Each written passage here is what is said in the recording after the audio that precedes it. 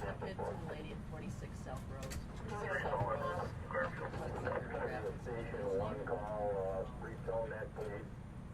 Rose. Hey everyone, it's Mike with It's Pittsfield Tonight. I'm going to jump right into it, and might as well start with the weather. So, it's early right now. It's a few hours before you're seeing this, and it is raining really, really good out there. I don't know if that's going to end up being a problem or not, but I would think that once the temperature drops back down below freezing, that could create for some hazardous situations. So be careful out there driving. There's a lot of spots where it's really slick. Clean the sidewalks. Something that I can't believe the amount of sidewalks I've seen unshoveled, the amount of fire hydrants that were buried in, that no one, you got to clean that up. So that's a big thing. And for a lot of people that walk, a lot of our seniors that walk, if the sidewalks, if there's 14, 15 inches of snow plus everything the plows kick over on the sidewalks, they can't get through that. They're trapped. So please make sure the sidewalks are cleared. Take the time. I know, you got to do it. And so that's that. More snow coming towards the end of the week. So, that'll be an issue. We'll see how much we've spent this year on salt and sand and snow removal. I know we're short on subcontractors, at least according to head of DPW, Ricardo Morales, the director there. But anyway, so that's that.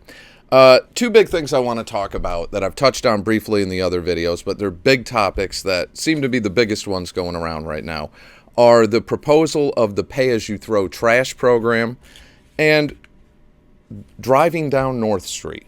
So we'll start, out of those two, we'll start with the pay-as-you-throw trash program.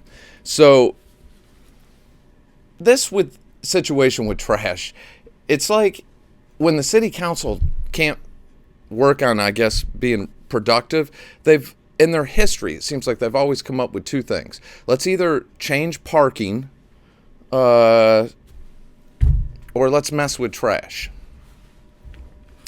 So the issue with trash, this has been ongoing. We've had toter programs proposed before. Mayor Tyre proposed one. I didn't like her program only because, if I remember correctly, like the city was going to have to pay to help outfit the trucks, something like that. I didn't understand all that. And since then, I think companies have changed too. But I didn't understand that. The city helping pay to outfit trucks that are owned by a private company. If that was the case, if I remember right, that's what it sounded like. So anyways, where we're at now is a pay-as-you-throw program.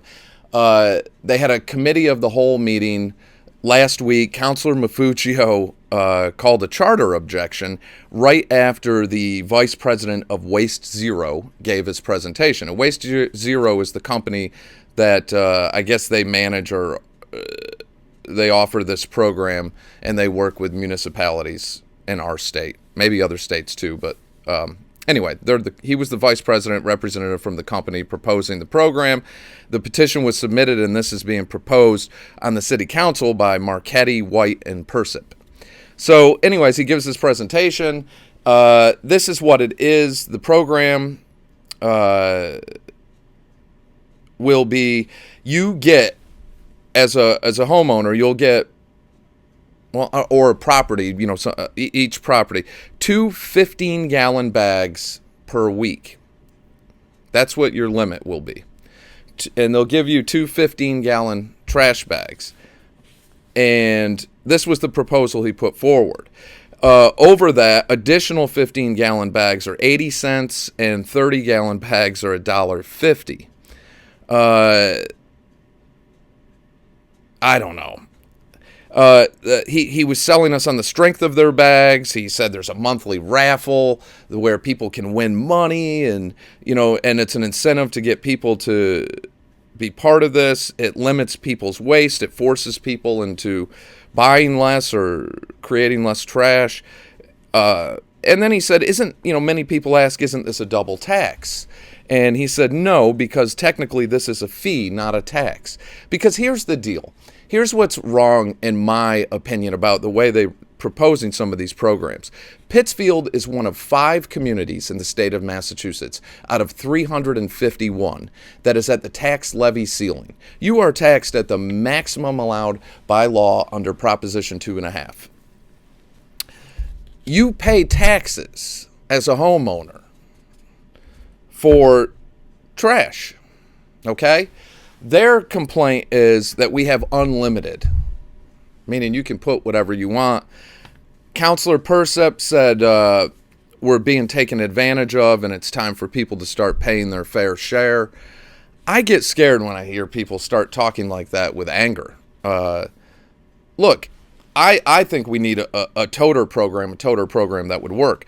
But this proposal here, the way he was trying to sell it, I didn't like it. But anyways, back to the, you're paying taxes. So what's happening is we're at our tax levy ceiling. Your tax dollars are already paying for things like trash and water and this and that. They're trying to take certain things like those services that are tax-funded services and then privatize them. So you're paying for them additionally, but your taxes aren't going down. That's ridiculous. There has to be a better way. This proposal for me, I think it's wrong. I think it's a wrong time to do this, because until we have open public meetings and the public can really voice their opinion on this, because when we change our garbage program, we need to make a change, a real change that's going to last and stay, not something temporary that we'll be arguing about a year after that. Let's get something that works for everybody. Toter programs do work. In communities I've lived in other states, what do they give you? A 96-gallon toter. That was more than enough. When I first moved in, because I had a lot going on at my house, I had a home studio, I didn't think that was going to be enough, so I asked for 2 of them. A second one was an additional $7.50 a month. This was in the city of Raleigh, North Carolina. And I didn't need it. So after a month or 2, I called them and said, you know what, I'm not using that at all. Can you come and get it? And they did. One 96-gallon toter was more than enough. Toters limit waste on the street. Our environment with crows and animals and things, bags are not the answer. They're going to get ripped open. It's not going to limit waste and trash being ripped out and all over the street. Toters can do that. Just my opinion, you need to put a toter program in that will work for everyone if you're going to change this. And you have to have some kind of fair, reasonable pricing for large items or anything over 96 gallons. It has to be thought out. But this proposal is so we're back at that. That's what this is. So 2 15-gallon bags a week, that's insanity. And the fact that they're discussing this right now, it's the wrong time. Do this when the public can be there and have some input.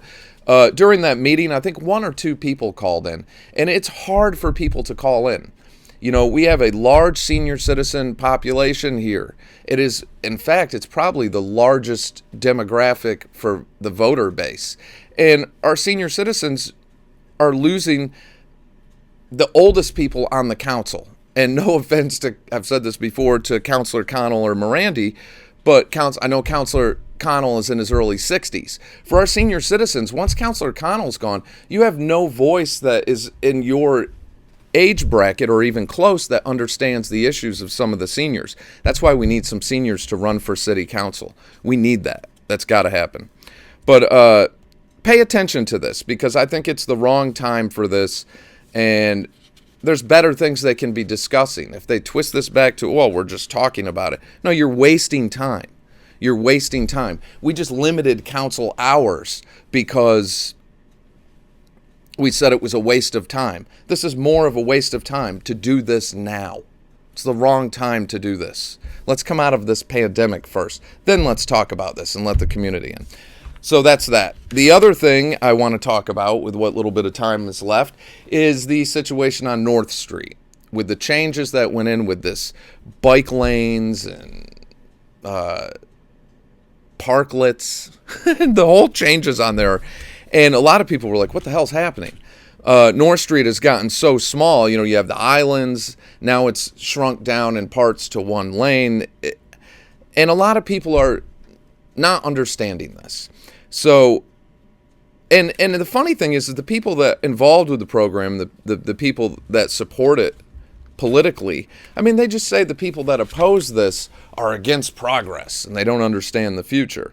I say, does our demographic support this? Will we, in the spring and summers, the intention to see North Street covered with bicycles? And all of us that were against this can say, wow, I was wrong. Look at all the bicycle traffic and business is booming. I would love nothing more.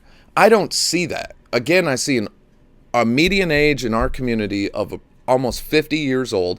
We don't have young people here like we used to.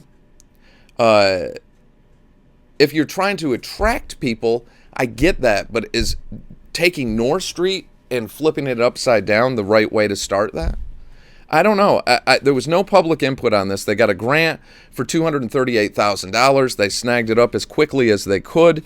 There was a time limit on throwing this together on North Street, and they did, and the public didn't really get to speak up about it, and I think it's hurting North Street. I think people are upset about it. I think Melville Street is that Play Street is a confusing disaster. I don't get it. And everyone is talking about it in a negative way. I've heard very few people speak positively about it. And it's what it has done to North Street when just the environment here, half the year, people aren't on bicycles. I don't get it. Shouldn't the people in the cars and the taxpayers and the people trying to get to 510 medical and 610 medical and go to the hospital and appointments, or maybe try to get up to a clothing store like Steve Valenti's and get a suit or something? You're not going to do that on a bicycle. I'm not going to get on my bicycle and say, maybe I'll bike up to Steve Valenti's and drop $500 on a new suit and then bike home. I mean, it has to be a little more thought out. And I think it deserves more discussion. The discussion it had wasn't good enough. Basically, Kevin Morandi submitted a petition to have these lanes undone right now. It didn't fly. It went to another committee. It didn't fly. We're stuck with it, at least through the pilot program, because they've got that grant money and they spent it. So either we need to hear a better plan of how they see this as, or is this some long-term thing, like they're trying to attract bicyclists to come move to the area? I don't get it. The part I got was they snagged up $238,000 for an experiment that doesn't seem to be very thought out. And people are unhappy with it. And like most things around here, no transparency, no public input. So that's huge. I'm not trying to be negative on the program, but it seems to be that it's upset more people than it hasn't. And right now, when people are still talking about it, you're not seeing people going up and down North Street on bicycles. And even after they put it there, the only people on bicycles I saw were people involved with the program in some way, like almost like they were there to promote it. And then I saw people riding their bicycles on the sidewalks. Same as always. So that is that. So that meeting, I believe, is tomorrow night. It goes back after Mafuccio's charter objection. I believe the discussion starts back up again tomorrow night. People should pay attention. Call into the Zoom meetings if you can. The meetings on the city website, the links and all that. I'm not positive on this one. I should have looked at that before I did this video, but I didn't. So anyway, that's it for now. Pay attention to all that and stay out of the snow, or go play in the snow. Enjoy the snow. Stay safe. Let's get out of this pandemic. Pay attention to these issues, and I'll catch y'all in the next day or two.